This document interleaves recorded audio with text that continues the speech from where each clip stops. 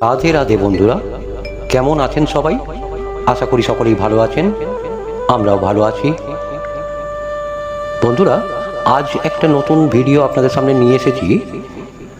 এটা তুলসী গাছ সম্পর্কেই, কিন্তু ইউটিউবে এখনো পর্যন্ত তুলসী গাছের এই তথ্য সম্পর্কে কোনো রকম ভিডিও আপনাদের সামনে এসে উপস্থিত হয়নি।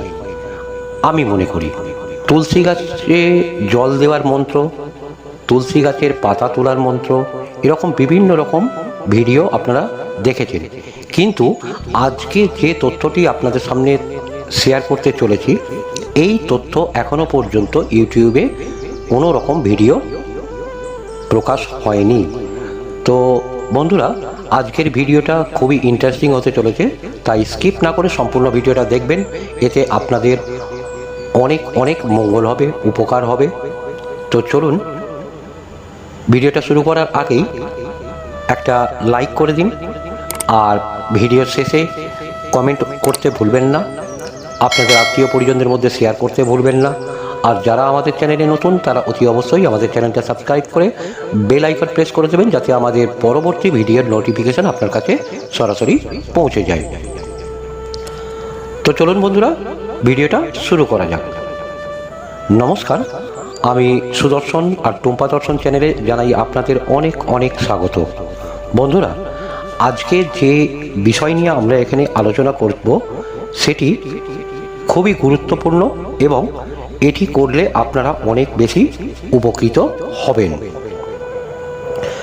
ভারতীয় সংস্কৃতিতে তুলসী গাছ কেবল একটি ঔষধি গাছ নয়, বরং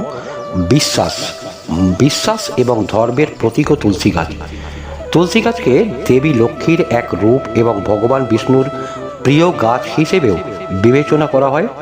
কথিত আছে যে তুলসী মাতার উপস্থিতি ঘরে ইতিবাচক শক্তি, সুখ, সমৃদ্ধি এবং মানসিক শান্তি নিয়ে আসে।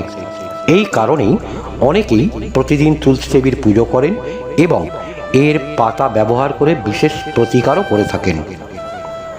জ্যোতিষশাস্ত্র এবং বাস্তুশাস্ত্রে বিশ্বাস করা হয় যে তুলসীর বিশেষ প্রতিকার ব্যবহার করলে জীবনের সমস্যার সমাধান হতে পারে।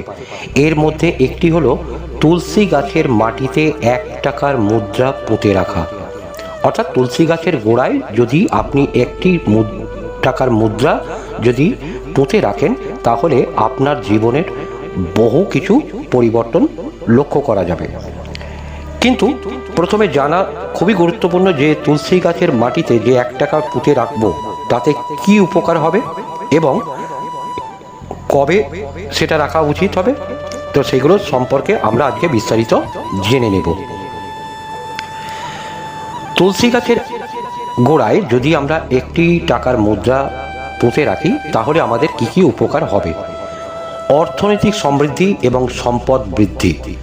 জ্যোতিষশাস্ত্র অনুসারে তুলসী গাছের মাটিতে 1 টাকার মুদ্রা রাখলে ঘরে সম্পদ বৃদ্ধি পেতে পারে।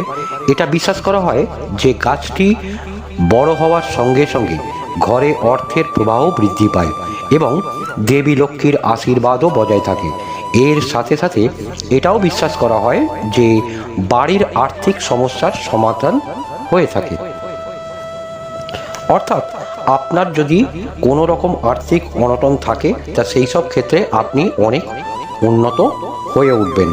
অর্থাৎ সেই আর্থিক অনটনের সমস্যার সমাধান সম্ভব যদি আমরা এই প্রতিকারটি করতে পারি। বাস্তু ত্রুটি।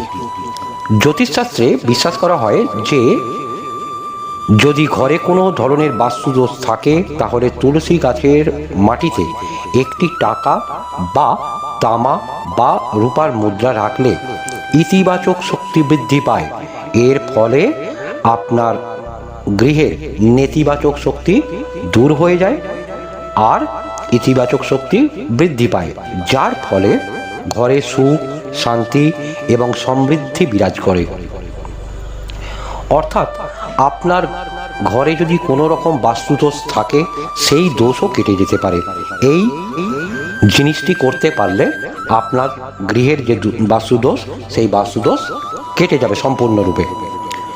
শনি এবং রাহু দোষ। জ্যোতিষশাস্ত্রে এটাও বিশ্বাস করা হয় যে তুলসী গাছের মাটিতে 1 টাকার মুদ্রা পুঁতে রাখলে শনি ও রাহুর প্রভাবও কমে যায় বিশ্বাস করা হয় যে যাদের রাশিফলের শনি ষড়দেশীয় বা রাহুকেতুর নেতিবাচক প্রভাব রয়েছে তারা এই প্রতিকার গ্রহণ করলে উপকৃত হবেনই। অর্থাৎ যে সকল ব্যক্তির শনি এবং রাহুর দোষ আছে তারা বা তাদের গৃহে যদি এই প্রতিকারটি করা হয় তাহলে তাদের সেই দোষ কেটে যাবে। পারিবারিক সুখ এবং শান্তি। যদি পরিবারের সদস্যদের মধ্যে ঘন ঘন ঝগড়া বিবাদ লেগে থাকে তাহলে তুলসী গাছের মাটিতে 1টি টাকার মুদ্রা পুঁতে রাখলে উপকার পাওয়া যেতে পারে। কী উপকার পাবেন?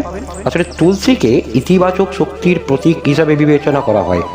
এমন পরিস্থিতিতে তুলসী গাছে একটি মুদ্রা পুঁতে রাখলে পারিবারিক ঝামেলা কলহ কমতে পারে এবং ঘরে শান্তি ও সুখ বজায় থাকবে।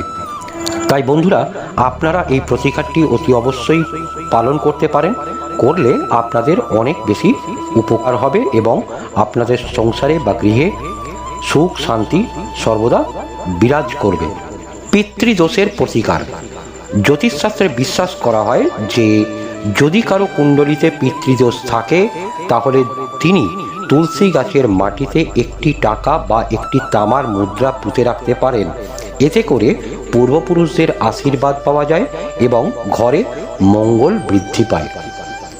অর্থাৎ যে সকল ব্যক্তির কুণ্ডলী, অর্থাৎ আমরা যেটাকে সাধারণ ভাষায় কুষ্টি বলি, সেই কুষ্টিতে যদি পিতৃদোষ থাকে তাহলে এই প্রতিকারটি করলে আপনার সেই দোষ তো কেটেই যাবে, উল্টে আপনি অনেক লাভবান হবেন। যেমন পূর্বপুরুষদের আশীর্বাদ পাবেন আর ঘরে সুখ সমৃদ্ধি এবং মঙ্গল বৃদ্ধি পেতে থাকবে।